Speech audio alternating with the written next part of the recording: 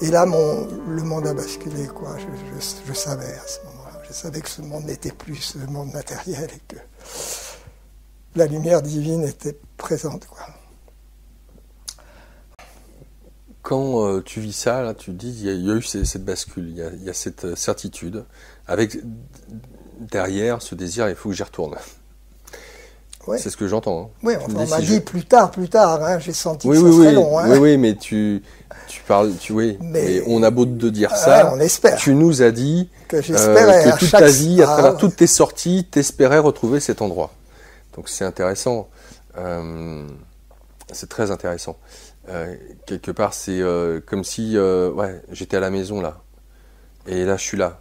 Et le fait d'être là, on pourrait peut-être limite dire putain, j'ai été puni. Pourquoi est-ce que je suis là? Non, parce que tu vois ce que je veux dire? J'ai commencé, donc j'ai découvert l'enseignement de Peter de Nof.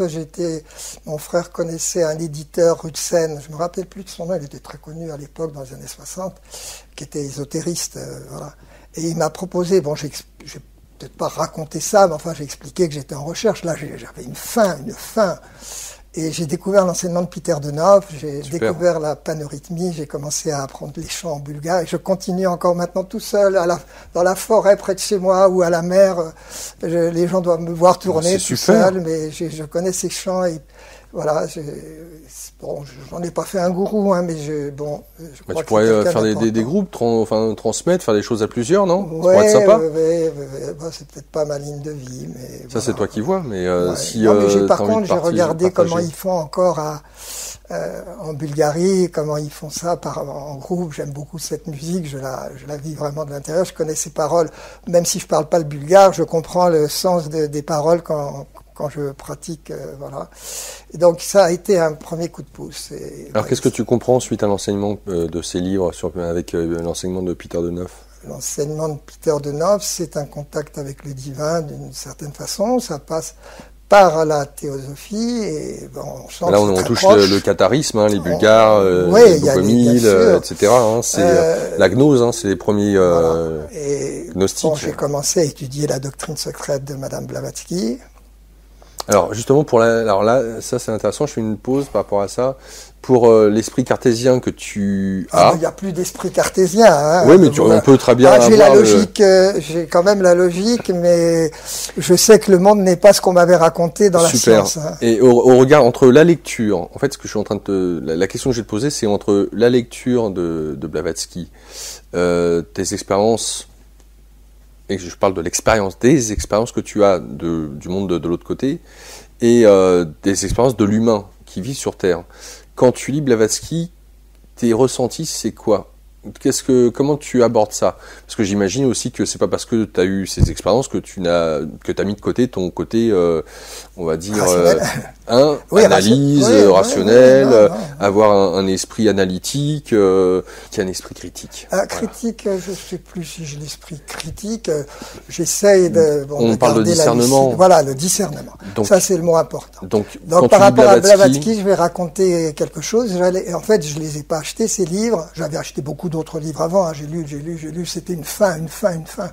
C'est la fin spirituelle, c'est terrible, hein, insociable. C'est une phase. Et quand je lisais certaines... En fait, moi, le phénomène que j'ai, c'est la vibration autour de la tête, et ça descend comme ça, et ça, c'est le contact avec l'autre monde, quoi. Ça, en conscience, je veux dire, comme ça descend jusqu'aux genoux. Je l'ai même utilisé un peu pour la guérison, puis à un moment, je me suis demandé ce qu'était la part de ce que je recevais, la part de ce que je demandais. Et à un moment, j'ai voulu, il n'y a pas si longtemps, mais j'ai voulu couper un petit peu, ça veut dire que ça s'est arrêté. Mais il y a un moment où on devient dépendant, il ne faut pas que ça devienne une drogue non plus, quoi. Il faut faire attention à ça. Donc ça, j'allais dans un restaurant végétarien qui s'appelait Le Verseau, d'ailleurs, l'air du Verseau, qui était près de l'hôtel de ville. Je ne sais pas si c'est le 3e ou le 4e arrondissement. Et il y avait en dessous une bibliothèque avec des livres qu'on pouvait emprunter pour une semaine ou deux. Donc j'avais emprunté les gros livres, je crois que j'en étais au 3e tome, peut-être, enfin je ne sais pas, où on parlait des 777 incarnations. Alors j'avais compris que ce n'était pas au sens des réincarnations, mais je ne comprenais pas ce que c'était. Je suis dans cette bibliothèque, plein de livres, comme ça. Ma main s'approche comme ça, je me pose cette question. Je prends un livre vraiment au hasard, hein, on peut dire, je crois plus au hasard, je l'ouvre et je tombe 777 incarnations. T'imagines ce que ça peut faire comme effet d'être... Là, c'est pas un rêve, hein, je suis dans cette... je précise parce que je l'ai vu à un moment, c'était pas net. Je suis dans cette bibliothèque, j'ouvre ce livre. Donc, je regarde, je vois que ça s'appelle Cosmogonie des Rose-Croix de Max Endel. Bon, c'est tout, ça va pas plus loin. Je note l'adresse. Et puis, je rentre chez moi, quoi. Voilà. Là, on est en 1975 déjà. J'ai sauté beaucoup de choses. J'avais d'autres choses que je voulais dire entre-temps, mais on y reviendra peut-être. Donc, mais c'est un point important donc, par rapport à ta question. Donc, je fais là encore un rêve, entre guillemets, pas sorti de corps au sens, j'ai pas eu l'état vibratoire. Je suis lucide, j'avance dans Paris, comme ça, avec grands pas, mais comme un peu en volant, j'avance. Et j'arrive près de la Seine, là encore, je vois Notre-Dame, pratiquement dans mon rêve, encore une fois, mais sous une autre forme. Et j'achète ce livre. Alors je me réveille le lendemain matin en me disant, mais ça serait quand même étrange que la rue qui était indiquée dans le livre soit près de la Seine. Alors je regarde, c'était 2,7 km. Bon, je dis, non, là quand même, c'est loin, hein, c'est loin. Et puis, c'est la naissance de mon premier enfant, juste 15 jours ou 3 semaines après. Donc là, j'avais d'autres choses. On avait d'autres choses avec mon épouse à s'occuper. Et donc, j'attends jusqu'au mois de juillet. Et au mois de juillet, je téléphone au numéro que j'avais noté, parce que je pense quand même, hein, comment acheter ce livre.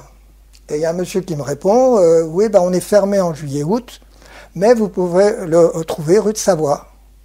Et la rue de Savoie, elle est collée à la Seine et tout près de Notre-Dame, quoi. Donc j'ai acheté la Cosmogonie. J'ai lu ce livre, un gros livre de 500 pages. J'étais préparé par ma lecture de Blavatsky, hein, mais j'ai lu ce livre en 5 jours. On était partis à la mer avec notre petite fille en Vendée et vraiment c'était le déclic, quoi. Donc je dis bien, les enseignements, je les ai pas pris comme étant la vérité absolue.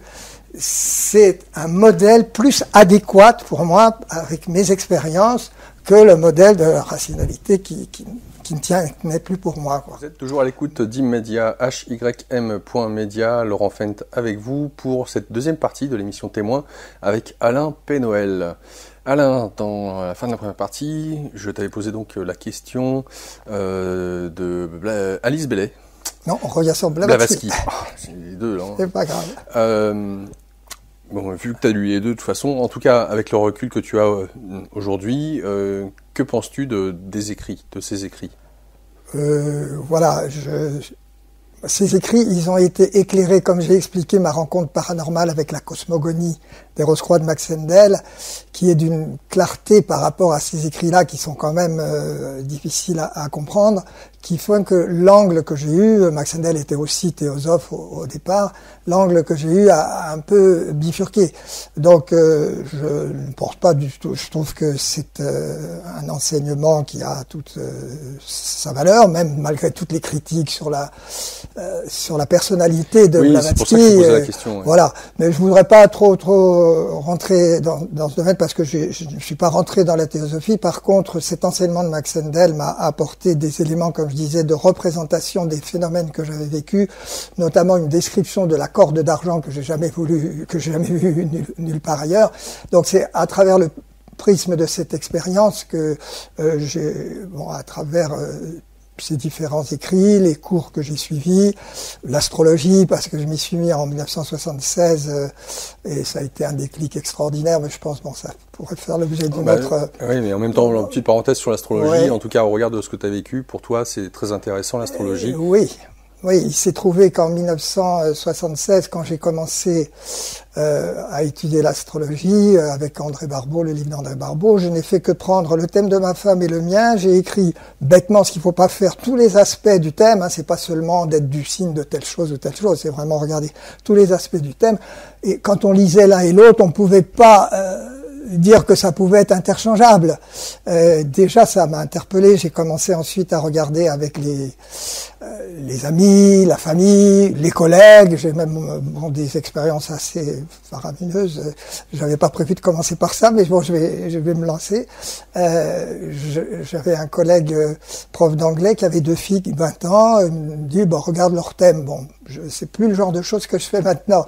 Et d'ailleurs, j'ai pris beaucoup de recul par rapport à l'astrologie prévisionnelle notamment, mais ça m'empêche pas que ça m'intéresse beaucoup par rapport au cosmos, parce que c'est une image du cosmos qui se reflète en nous, et on n'a pas toutes les clés pour comprendre pourquoi ça marche comme ça. Enfin, ça montre qu'on n'est pas dans un univers uniquement d'attraction gravitationnelle, parce qu'on voit pas pourquoi l'influence de Pluton, quand je vois dans mon thème, l'influence de Pluton, c'est quand même pas d'ordre gravitationnel, hein, vu les distances. Et Pluton, en plus, n'est même plus une planète depuis 2006, on l'a rétrogradé, parce qu'on a trouvé d'autres corps célestes à peu près dans la ceinture de Kuiper, à peu près de la même taille que lui, donc ils ont décidé de dire que c'est une planète naine. Ça l'empêche pas d'avoir un rôle dans l'étude de l'astrologie. Donc ces 2 filles, je montre le thème, c'était un seul thème. Les thèmes de jumeaux sont très intéressants parce que là, né par césarienne, c'était le même thème. Et je vois un courant vers la médecine et un courant vers l'enseignement. Et je lui dis ça, et il me dit, j'ai une qui fait la maison des jeunes et de la culture, et puis l'autre qui fait médecine, effectivement. Enfin, ça fait tilt. J'ai eu un tas d'autres expériences, notamment avec un médecin qui me donnait carrément les thèmes comme ça. Je savais pas les personnes, j'avais leur numéro de téléphone, mais à l'époque, je rentrais, j'étais dans le thème, quoi. Max Endel dit que devant un thème, un astrologue devrait être comme Moïse devant le buisson ardent. Je veux dire, on est devant l'âme de la personne, et c'est ce respect, là l'intuition se développe. C'est presque c'est pas de la voyance, parce que c'est quand même une technique, mais on arrive vraiment. Je souhaite revenir sur Endel, dont tu nous as parlé à quelques reprises. Plusieurs fois, son nom est revenu. Donc Rose-Croix. Voilà, c'est un. Alors, j'aimerais que parce que tu as traduit un livre en 2017, 2018. Voilà, qui est en lien donc avec les Rose-Croix, l'historique. Voilà, donc je le présente. Je ne sais pas si c'est comme ça, mais vous pourrez le voir. Vous pourrez le voir. Voilà, juste. Il s'est trouvé que, bien que je suis l'enseignement rosicrucien, je n'avais pas vu ce livre avant 2016, et quand je l'ai découvert en anglais, il n'était pas traduit en français, et c'était tellement passionnant, pas seulement par rapport, parce que le nom c'est Max Endel et The Rosicrucian Fellowship, mais c'est beaucoup plus large que ça. C'est c'est 50 ans de recherche. C'est un Hollandais né à Amsterdam, Gert Verstenberg, qui a donc fait 50 années de recherche sur le rosicrucianisme.